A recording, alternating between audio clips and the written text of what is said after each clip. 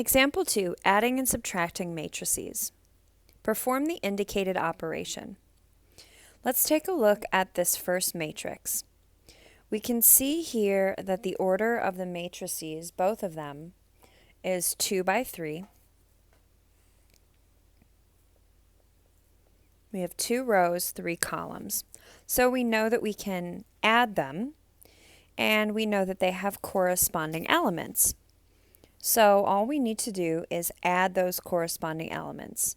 0 plus -2, 5 plus 3, 3 plus 5, -2 plus 7, 6 plus -9, -8 plus 6.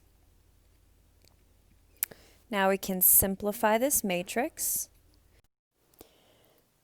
So this would reduce to be -2, 8, 8, 5, -3, and -2. So we started with a 2 by 3 matrix and we ended with a 2 by 3 matrix. Now let's look at example B. Notice our order for both of these matrices is 2 by 2.